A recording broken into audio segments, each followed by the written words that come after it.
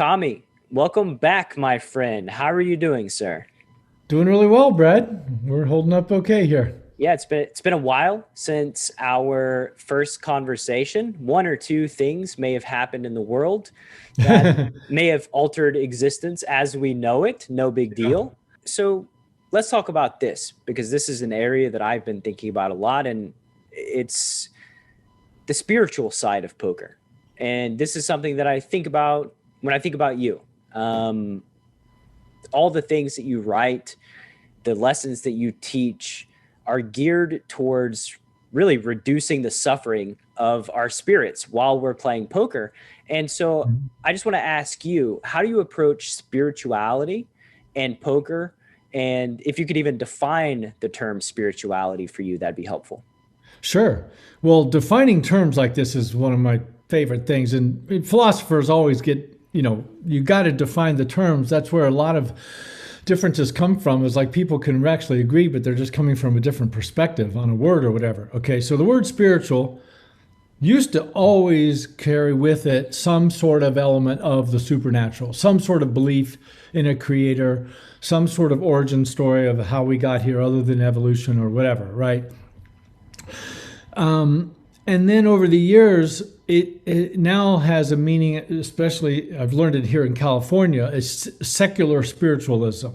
I've even heard that very phrase used, meaning this, we can examine the spiritual element. We have to call it something, right? We're limited by words. But without there being a God component, without there being any supernatural element, which is what Buddhism is. Buddhism is atheist. It's like the most purely atheistic philosophy there is. When people would ask Buddha, like, how do we get here, whatever, he would just go silent. Any questions that are normally typically answered by the Christian God or the Judeo God or whatever are just ignored by Buddhism. They're just irrelevant, right? That's why I was attracted to it.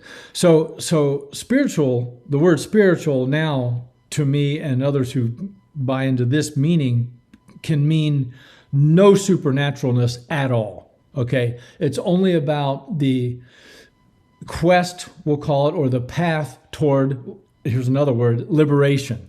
Okay, meaning liberation from suffering. And suffering we are defining as any form of unhappiness or discontent, however mild. Boredom is suffering, right? Experiencing great loss over a loved one or a possession is suffering. This is all mental stuff. It's all between our ears 100% of the time. That's what's meant by suffering, okay? And so the spiritual path is the path of reducing suffering, okay? That's it, period. Consciously, on purpose. And the path of poker is toward reducing suffering, and the spiritual path of reducing suffering aligns so perfectly, because once someone decides to make it their job, let's say, or their path to consciously reduce the amount of unhappiness they experience day to day, hour to hour, well, how do you do that? You have to experience something unhappy and then use that moment to practice on. Well, poker, we get to accelerate that path. And I've been writing about that forever, right? We get to experience way, way, way more loss, little bits of loss over and over and over and over in our lives, like thousands of times more than regular people in the course of a day. And that is a great opportunity to practice working on our own spiritual self. And I had been, struggling with poker pain the usual way up until 2003 when I started meditating. Once I started meditating and I saw how, this whole thing goes together, I can make poker my meditation and work in my own head while I'm playing poker and make more money all at the same time. It's like, wow, this is too good to be true. That's why the last 2 pages of Elements of Poker, which were my favorite 2 pages of the whole book, is called A Process of Illumination. And basically I talk about this, like, let's say we were to make up a game and the whole point of the game was to make us suffer. Okay, what would that look like? And then I describe poker, right? And it's like we can use this game to advance ourselves in huge ways. That is a exceptionally optimistic way or lens in which to view poker and all of the calamities that befall us throughout every single session that we play, Yeah. looking at them as opportunities Yep. to, reduce our suffering, opportunities to practice being aware and meditate on, this act of, really, would you call it recovery? Is that what is the goal in this meditative practice Yeah. of dealing with your suffering? Like, what is the Yeah. end goal? Well, there is no end goal. That's what they always say. The goal is to proceed on the path, right? That really is it. There's basically, you work on yourself and then you die. That's the plan, right? So now along the way, just like with any other huge project, like let's say you're, writing a book or whatever, although a book does have an end goal, along the way, there are many victories and defeats or whatever, but they're all irrelevant. The main thing is that you stay on the path, right? So the end goal, the goal is to be reducing your suffering by a tiny amount consistently each day, each week. That's the goal. Too slippery for me, Tommy. Too slippery for my questions. You just slip right out of my grasp there. Well, actually, the way that I like to put it, but it's been put in many ways, is that goallessness is the goal. It really is, because that's a form of freedom when you're not confined to expectations. And what do you think enlightenment is, by the way? Since you brought up the point that Buddhism is atheism, and they won't even entertain a conversation about how we're here, right? Like, what? Like, a question that I think about a lot is like, why is there something instead of nothing? This is like a sort of a mind-blowing origin of like, why is there life? Why is there just not nothing in the universe, right? Like, where did it come from? And like, basically we're missing some sort of information. I'm very confident in that humanity is missing some of the details, whatever they may be. But what would you consider enlightenment is, or is it even a thing that you can give a definition of? Oh, sure. Well, you can always define a term. Okay, now enlightenment is one I've been through the defining of this one many times. And it does have specific meanings. I mean, if you look it up in the dictionary, there are definitely different versions of this word. It means different things, okay? It can mean a sudden enlightenment, okay? So a couple well-known writers, Eckhart Tolle and Byron Katie, and the way they tell their story is they had 10 years of extreme suffering, extreme depression, extreme pain, and they basically, it was like a switch flipped, and all of a sudden they were mindful like all the time and in touch with the totality and never judging anyone harshly over anything, no matter what they did, and it was like a flash, right? That is statistically very rare, okay? The typical path of, so that's one form of enlightenment, sudden enlightenment, okay? Another definition of enlightenment, and this is a very practical definition, has to do with once someone starts walking the spiritual path and they sit with themselves quietly and they observe their own suffering and they read a lot about it. I'm always encouraging people, you can't just meditate, you got to have new information coming in. And so, a great analogy is the idea that, let's say that you lived on a planet that was cloudy everywhere all the time, all right? And one day you come out and you don't even know that there's a sun behind the clouds. Nobody's ever seen it, right? You come out one day and the clouds are open up for half an hour and you see the blue sky and the sun. And you're like, holy cow, there's another whole situation out there. Then the clouds go back over.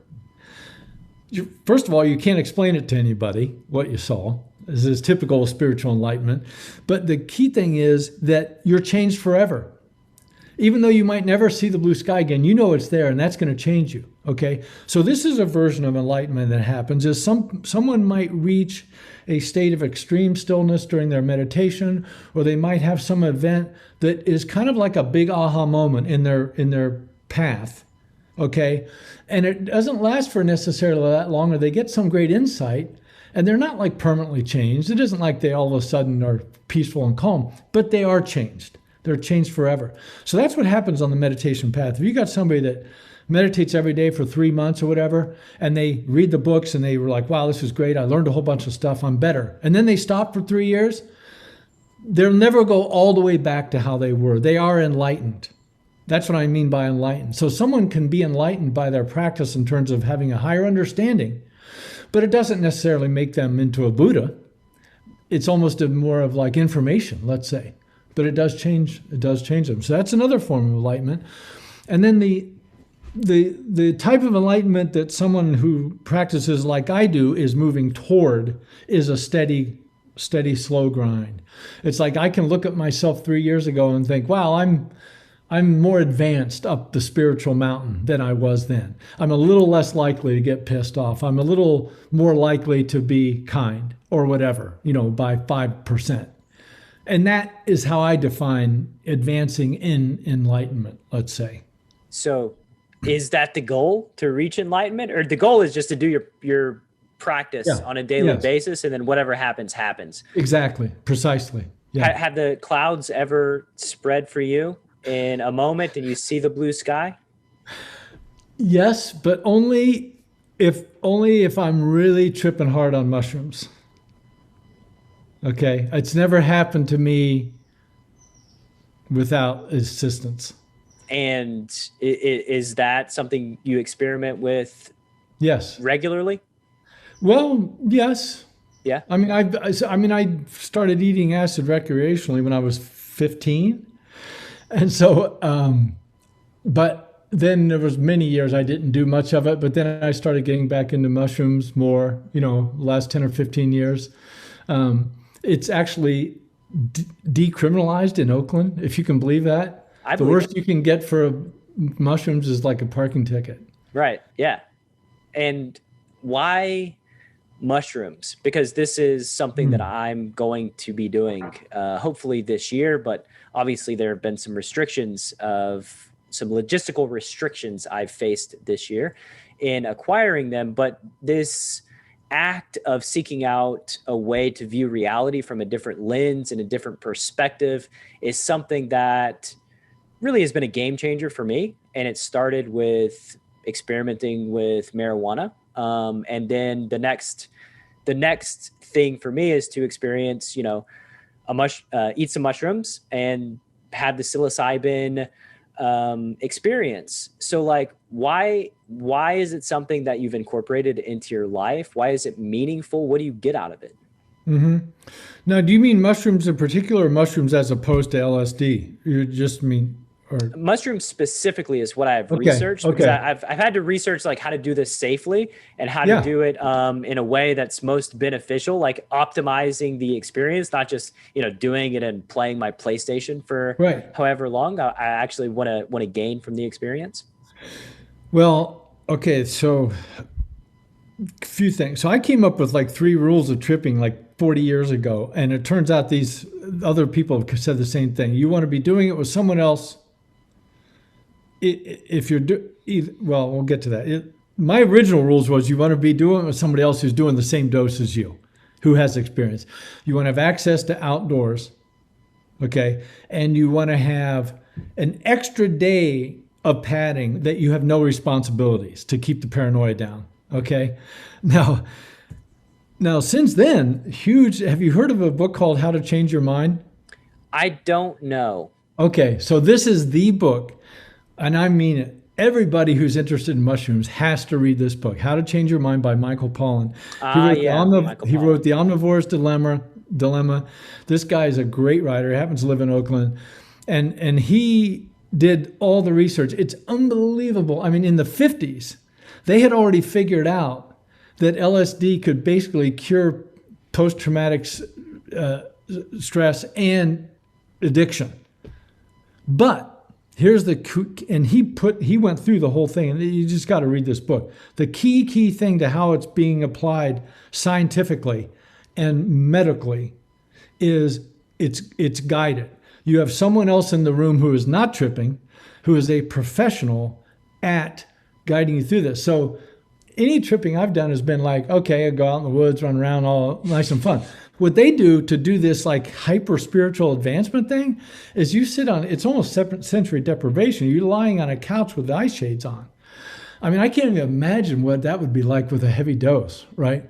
But everything is based on security.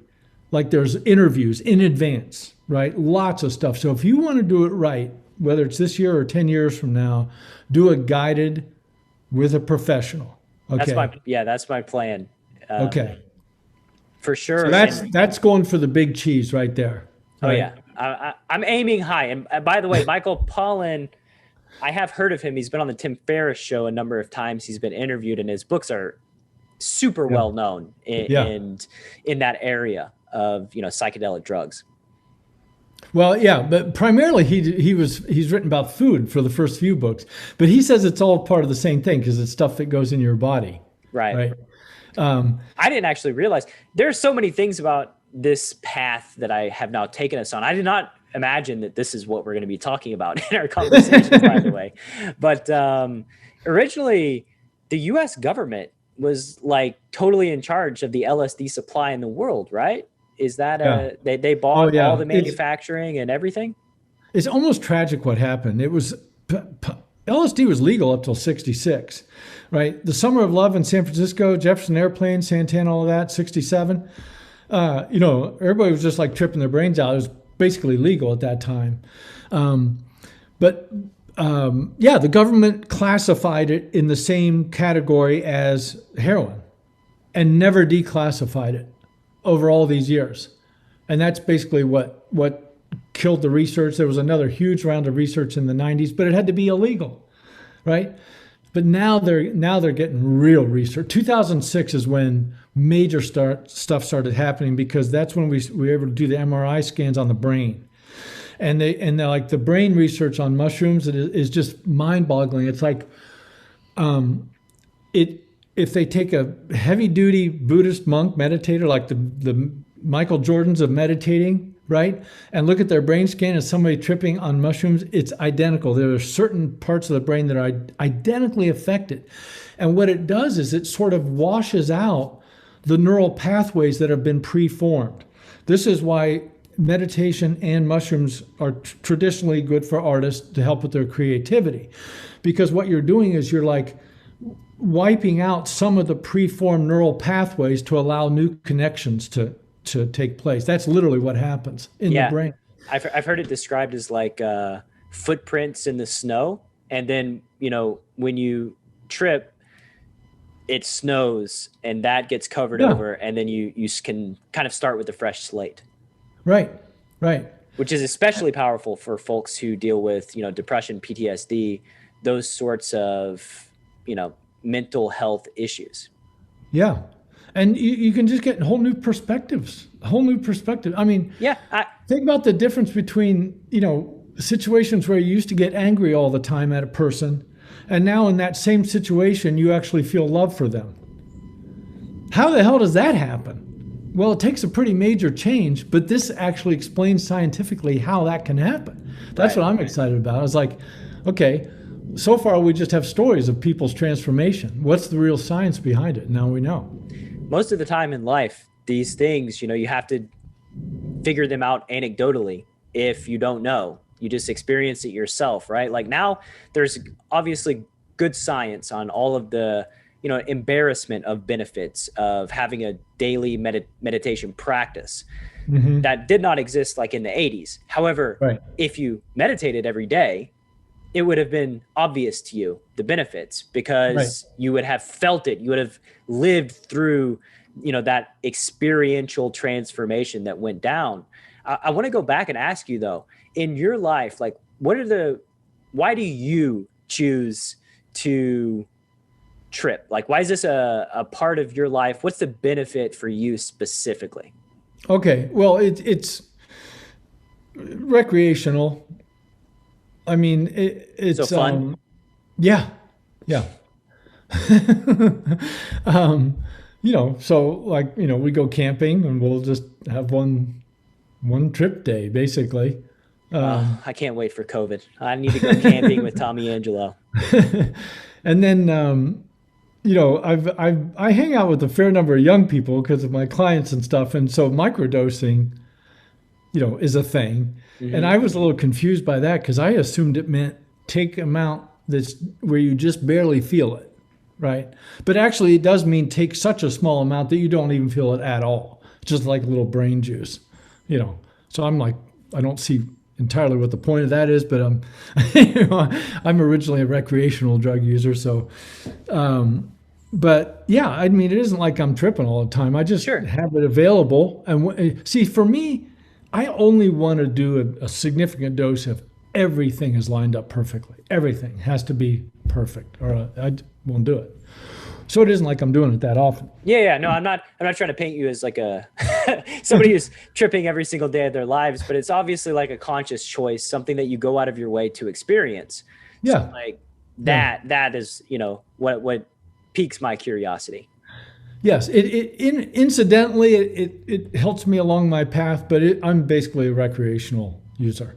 Cool. So you just do it for fun. Yeah. That's a great reason to do things for fun. So let's segue from the mushrooms to life in COVID. What is this, 2020? What has it been like for you? What has this experience been like? What have you done? I know that, you typically interact with a lot of human beings. What is life like now? Well, I'm interacting. Well, in the last few months, my wife and I we've had some little couple 2-on-2 gatherings out back outside, some dinners. So there's been a little bit of resuming to normal. But my life is very not didn't change much at all because I had already set up my coaching business to be done on Zoom. Right. Mm-hmm. So I've been, doing 2 or 3 coaching calls a week, which is fine, and working on a project which we're going to talk about. And my wife works at home, and so our lives have been, we're thankful every single day, relatively unaffected. The only losses we've had has been people that were going to come and visit us that couldn't come, or, going to visit our families.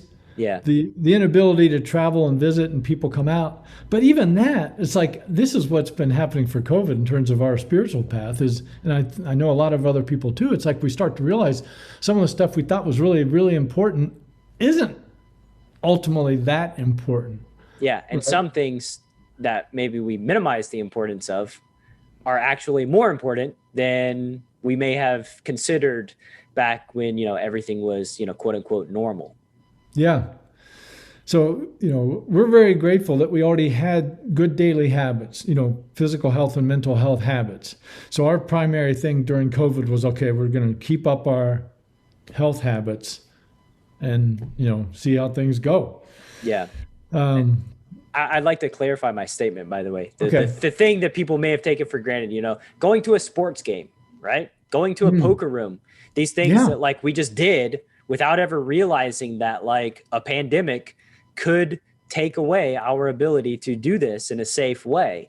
So yeah, I think it's going to be no surprise when the doors open back up with live poker that there's going to be a stampede of humans, just like, the parents trying to get the Cabbage Patch dolls, just trampling each other to get in the poker room, play cards finally after being deprived of it for pretty much, at least the last 6 months, and then probably maybe even another year into the future. And well, they're playing in Vegas. I get reports there. They're playing at Aria, and it's not the same though. You got the Hannibal Lecter plexiglass, and like it's only 4 people or however many people at a table. Yeah. So it's still different. You know what I mean? No, you're right. You're right. Yeah. But so I read something that, again, this piqued my interest, and I wanted to ask you about it. And this is Painless Poker. Mm-hmm. Your book, you wrote a little blurb that said the 7 chapters alternate between details from my real life, such as how I play poker, how I become a meditation coach, and how I hope to die. And that last little addition there, I wanted to ask you, how do you hope to die, Tommy? By my own hand. Wow. If I get to choose when, then I will consider the end of my life to have been a success. What is it? What do you mean by your own hand? Okay, so now this topic could very well be the topic of my next book, and it could be a field of exploration for me in terms of what I write about and even teach about going forward. So you really tapped into a rather large well here. So anyone who's watched a loved one die wickedly through cancer, like I watched my mother die, long before hospice even existed, that leaves a pretty big mark of fear. It's like, boy, I sure don't want to do that. I don't want to go through that. And since then, I've witnessed it a number of other times, right? And so there's a lot of conversations people have about, if I get that far gone, if I get to where I got to shit in a bag and I can't walk, just end it for me. I don't want to keep going. But that's not what happens, right? We keep going. So there's two degrees of ending your own life. And one of them is like normal, which is to end the obvious amount of physical suffering going on. It's like, I've had enough. My Uncle Carl took his own life, and I respect his great courage for doing so, because he had cancer and he just didn't want to put us through the end stages, right? And he did himself and all of us a favor by doing that, in my opinion. It took great courage. So those are the obvious situations when somebody is in terrible pain with a terminal illness, okay? Now let's go all the way over here, which is what I'm leaning toward. Have you ever seen the movie Harold and Maude? I have not. Might want to jot that down, okay? Okay. I know the story, right? The story is like of a young boy kind of falls in love with an 80-year-old woman. And she ends her own life at age 80, but she doesn't have to. Okay? And so the idea here was, what if let's just do a little forget about how impossible this sounds. Let's do a little hypothetical. Sure. Let's just say you had the courage and the discipline to end your life when you're healthy. Okay? So let's say you're like, 78 years old, and you've had a good life, and you've got your nest egg, right? You've got your nest egg, and let's say you've got... Now, everything I'm about to say, none of this applies to anybody who has kids. That's really, really, really critical, okay? This concept only applies if you don't have kids, because if you have kids and grandkids, it just changes the whole equation. But I don't, okay? So what if I decided, okay, I am going to die on August 25th, 2048 or whatever, my 80th birthday, okay? 38.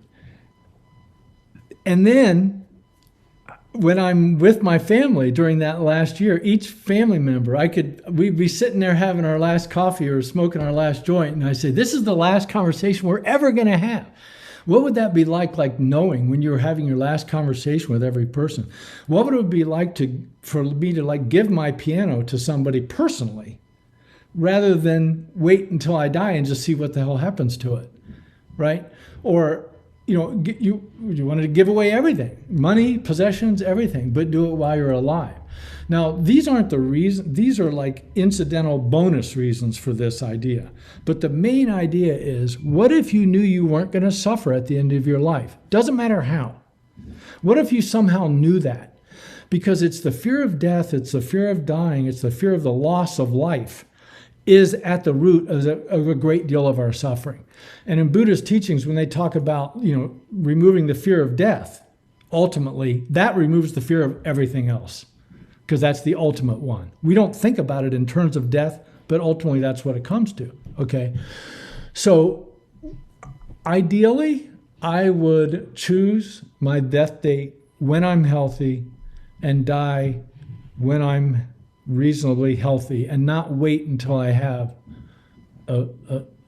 pain to avoid. And so this would be an absolutely painless life, a painless end. It might be a little more painful for the people that I leave behind, but I have to coach them, I have to coach them through that. Anyway, this is all conjecture. I'm 62 now. These are things I'm thinking about doing, 15, 20 years down the road. But it really is a fascinating topic to think about end of life. And you're a little young to really need to be thinking about it. But anyway, what do you think of all that so far? I think it is ultra, ultra compelling, and it is something that merits deep reflection, thought, and meditation. And I want to say, you don't have kids, Tommy. You have touched the lives of just so many souls in the world through the things that you create. And, poker specifically, Melissa Burr, I had her on the podcast, and, she was talking about you specifically and said, like, what a world that this guy who I look up to so much as a mentor, I just revere him, now follows me on Twitter, right? Like, it was like an ultra thrill for her. And just, that's the impact that you've had on all these lives. And, we love you, obviously. I just want to say, I love you. I think you're just an amazing human being. And yeah, this is all ultra compelling. And, something that I've thought about before is a word, and it's a very specific word, humane. And I've always wondered why, when our pets are suffering, is that the humane way to go? When, humane obviously is like human, right? It has a root, human. We don't allow ourselves this same option in, our culture and in the United States. And that's always struck me as a little bit of a disconnect. Like, it's humane to end a dog suffering. It's not humane to end a human suffering, even if they want that and they're asking for that.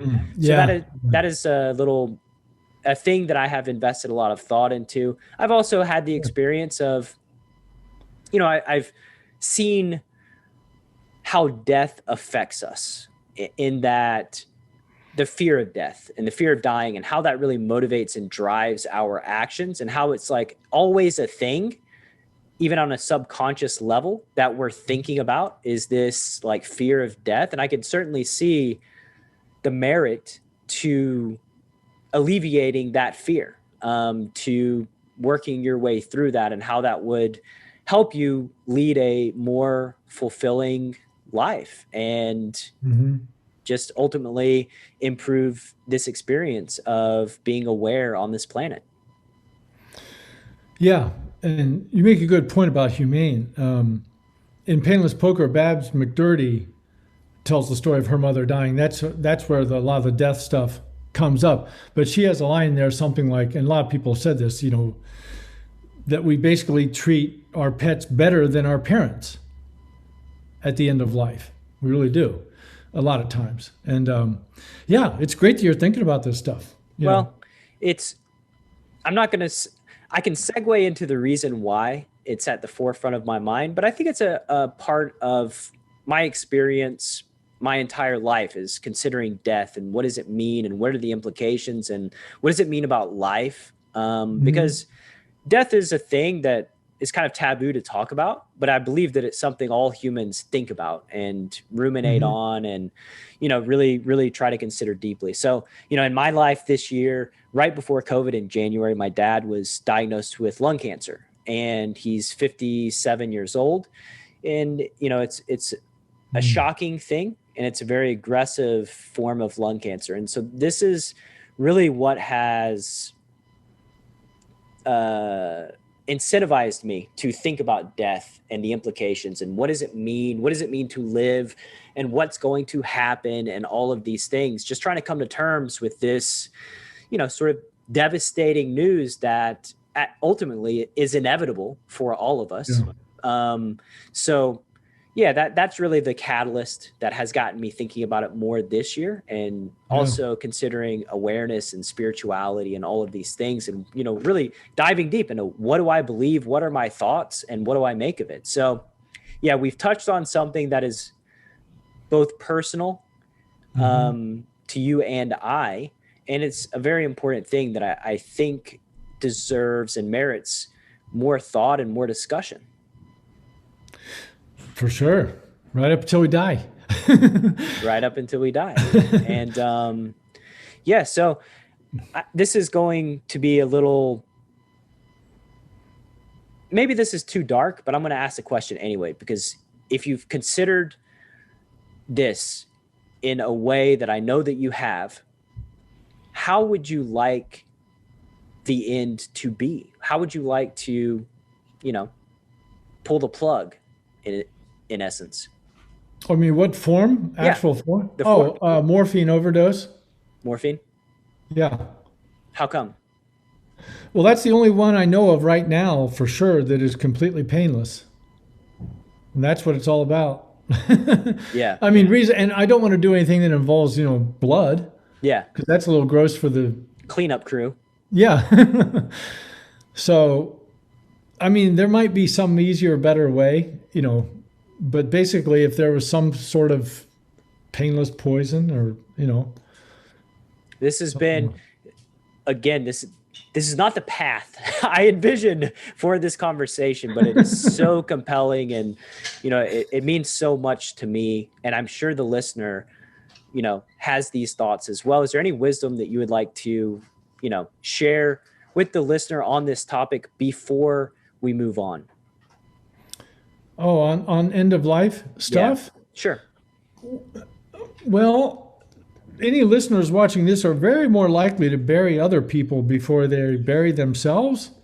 And so anytime you are around a death situation, relative or friend, where you're going there in person,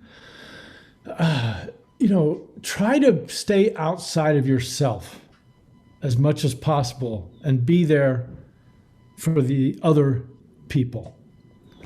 I've been to a lot of funerals and various things, and I've just found that each one of those can be it's another one of these opportunities for growth, but it's so easy to stay lost in our own stuff. But this is the one time to really be compassionate. So let's say it's your dad. Do you have siblings?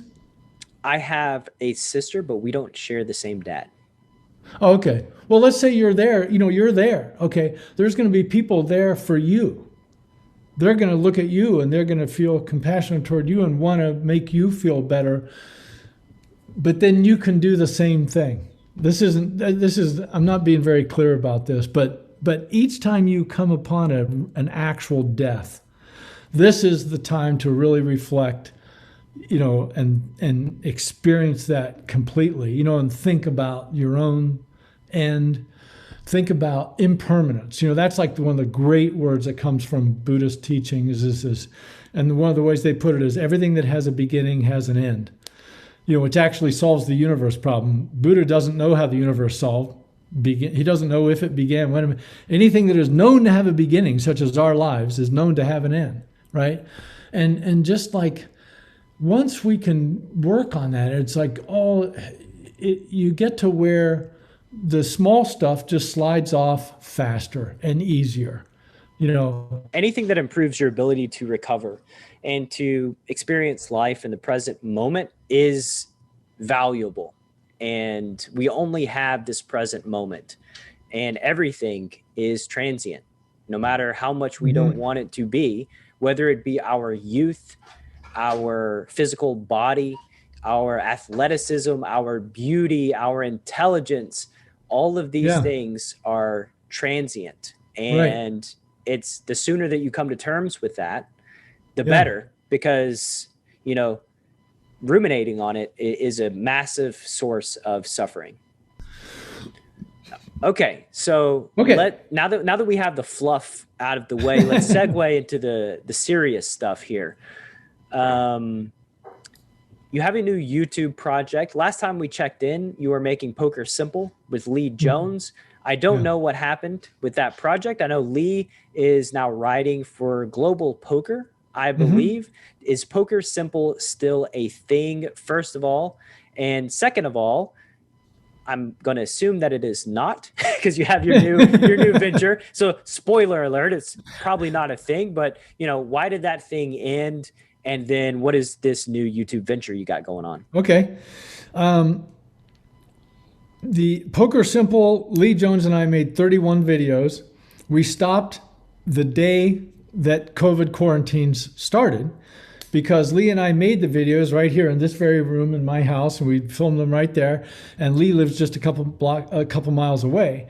And being together in our chairs and how we did all that live recording was vital to the whole thing. And also, our joy of making the videos was in the editing room. We'd get our source material, and then we're in here, and if anybody's watched the videos, we add all kinds of little sparks and flavors and stuff.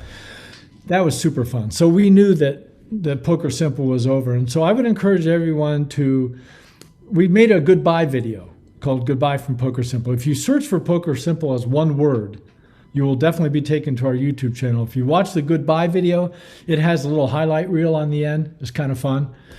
And so those 31 videos are sitting there under the Poker, at the Poker Simple YouTube channel now and forever, as long as YouTube is up there. So people are still watching them. And they're good. They're good. They're fun. And Lee and I are still extremely good buddies. In fact, he and Lisa were over. Remember I said we had some outings? They were over here the other day for lunch.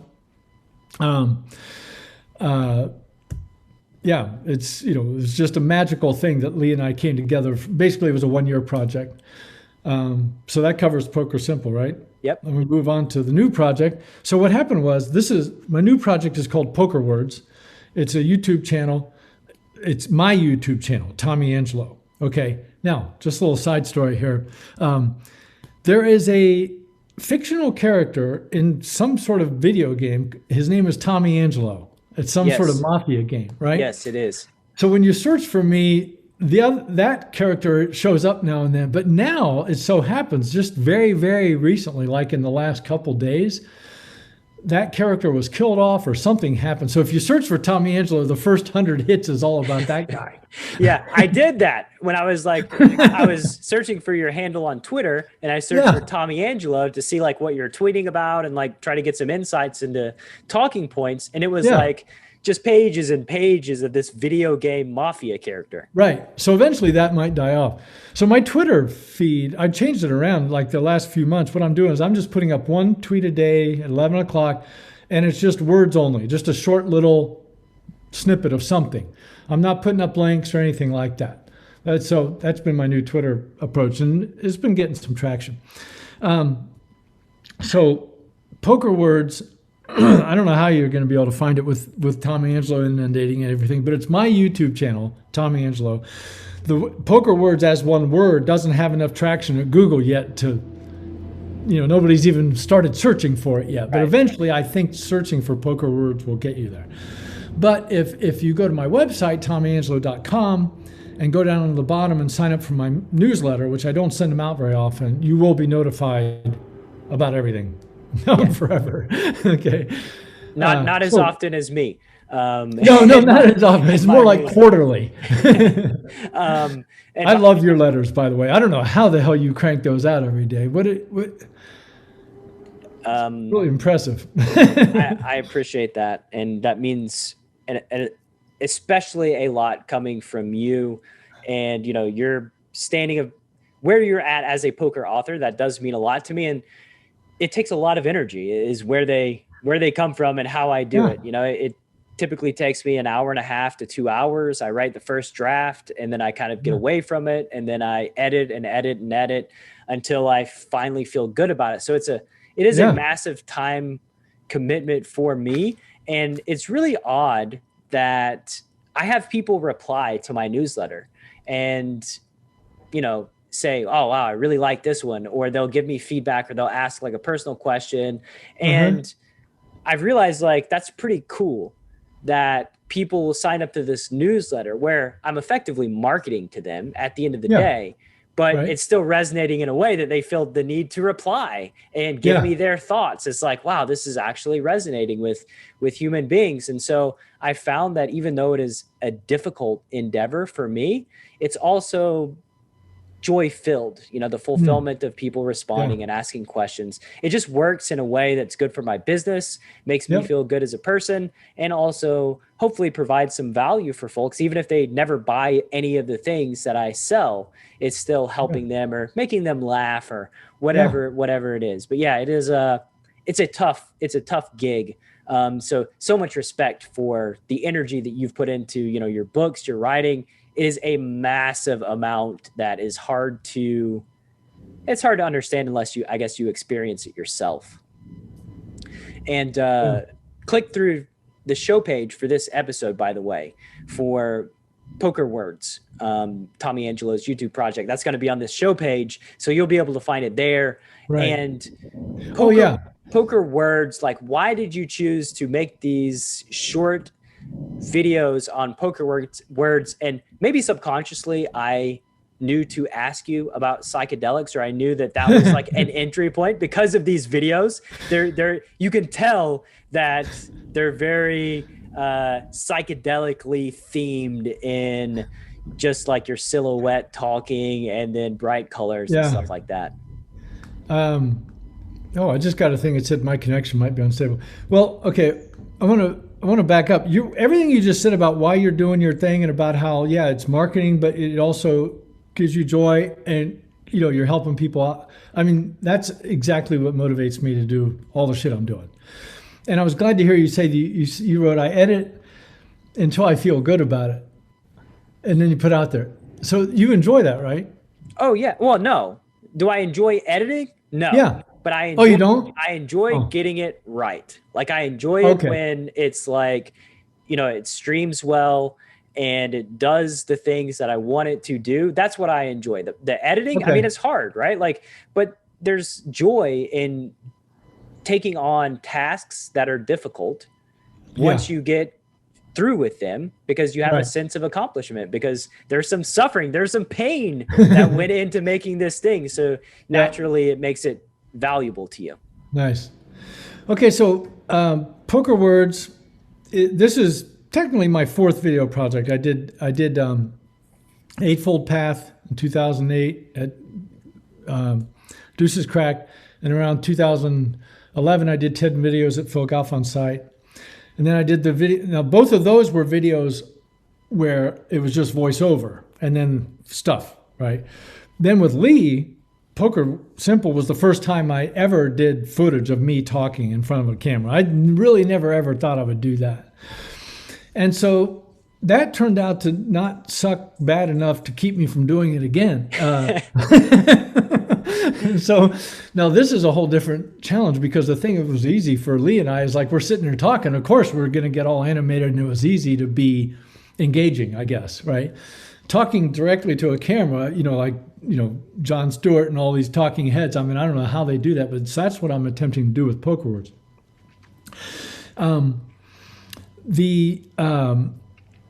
What happened was I wrote articles and I wrote books for 20 years, and I started doing these movies with Lee.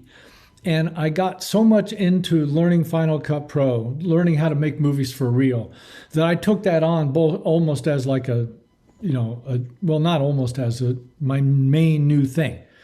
So with Lee, we both learned it. We could both edit. We got up to the point where we could get the videos out the door, like say with the audio, right? We knew how to fix the audio up, get the low-hanging fruit. Well, as an audio technician, I knew we weren't getting the best audio possible, but it was good enough, okay?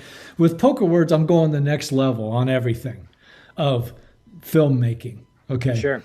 And going for and so I have no mojo to write words. I mean, now there's lots of words in these videos, but I mean write prose, articles or books. I have like 3 book projects that are fairly well developed. I could latch on any one of them and run for a couple of years. No desire. Making these movies is really what I want to do. So I'm really hoping that I get some feedback and that people like them well enough to give me incentive to keep doing them. I have no idea what's going to happen. But how does that feel, by the way? That's a feeling that I'm familiar with. This beginning of a project, anticipation, not knowing how it's going to be received. How does that feel to you? Well, it's exciting and scary. I've been through this a number of times. And especially with these, it's like one of these videos, it's 1 minute and 20 long. It's called Waiting. And it's basically, I took this I started this thing, and then I recorded this one guitar track like a year ago on slide, and I tuned the guitar to a minor chord, like the whole guitar tuned a minor chord, and played it for like, a year, and kept messing with it. And I came up with this one thing.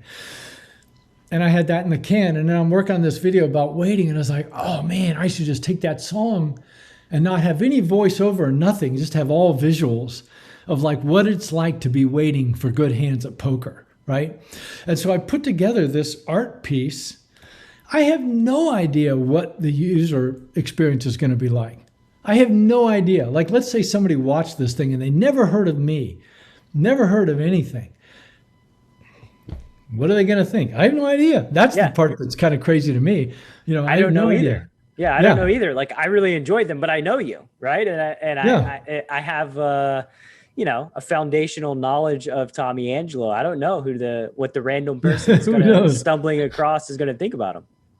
But the thing though is, like, let's say that, like, right now, okay, the site will be up and running by the time you release this video, right? Or this interview. Right. And the thing is, like, this is how I felt about writing Painless Poker. I mean, I was working on it for 7 years. There were days, weeks, months go by where it's like, I don't even know if this book is ever going to get published. I don't know if anybody's going to like it, but I loved working on it. I would come racing downstairs to work on it. And that's how I feel about these videos, right? I enjoy making them so much that at least at this point, it almost doesn't even matter if anybody likes them. I think that it's hard for people to not like them when you're attacking it in such a joyful way, right? Like, it's hard for them to not resonate with people when you put so much of your love and your heart and your joy into these projects. That I know that, it's scary because we don't know yet, but I'm going to go out on a limb and say that they're going to resonate with people in a very significant way, and they're going to be helpful. And that joy of making these videos will shine through to the end user. And if there's any way that I can help you or serve you in this project, please just reach out to me. Let me know. I'd be happy to do so. And yeah, I think this is a good point to exit. And final question, I'll just ask you, if there's any last thoughts that you would like to share with the listener, and then also the call to actions to, your Twitter, your website, and all those things. Oh, okay. Well, yes, I'm on Twitter as the Tommy Angelo, and my website is tommyangelo.com. And I am doing coaching, all on Zoom, and that's at my website. What does coaching entail with Tommy Angelo? Oh, okay. So the coaching I'm doing is on Zoom. The calls it's $100 for a half hour, but they almost always go over. And basically, at the first call always goes over, but you write to me what you want to talk about and everything, and then we just go from there. Yeah. I've had a number of clients that just did 1 or 2 calls. I've had a number of clients, like right now, I have a couple of guys that are every week, for months and months. So it just depends. But it's very, extremely personalized. It can be about strategy. It can be about, how to, just everything. Like a lot of the guys write to me are about lifestyle, maintaining a balance, or like, well, should I go pro? Or how do I convince my mom that I'm not crazy? It's just everything. Yeah, it could just be even logistics of being a young kid who is a pro, and how do I live a more balanced and fulfilling life, right? This is a major pain point for young poker players who are just entering this world. Yeah. So, yeah, and but in terms of, I empathize, by the way, with you saying 30 minutes, but they almost always go over, because this is exactly how my poker coaching sessions go. 1 hour long, but they almost always go over because, like, I never want to end with unanswered questions. So basically we just stay with these problems until we find some sort of resolution, and then exit with homework throughout the next week. And that just means that they just go longer than an hour typically. Yeah. Well, in terms of general advice, I think, well, I mean, there's really no difference between COVID or everything. And before, it just seems to exaggerate everything. But we just need to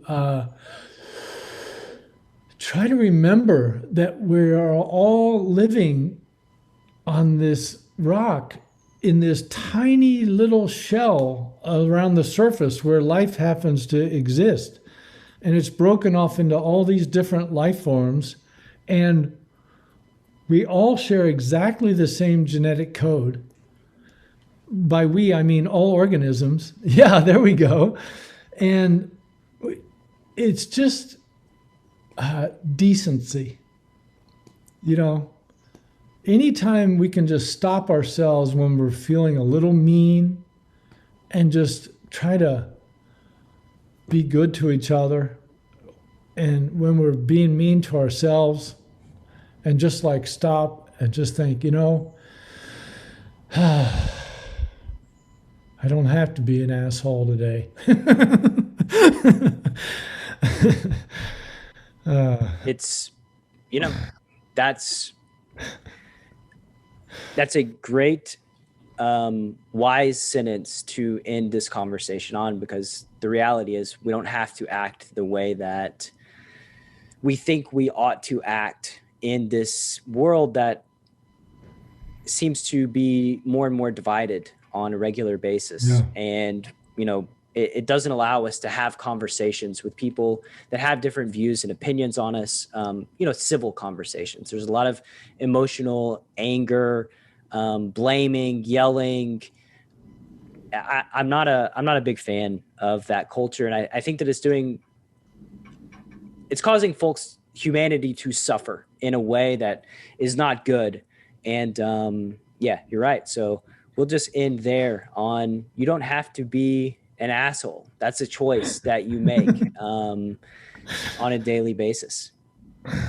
Tommy, thank you so much for your time and your energy. I have loved this conversation. This is one of my all-time most favorite conversations that I've had on this show, especially, the discussion on the spirituality and the death is really near and dear to my own heart. So thank you very much for your time and your energy.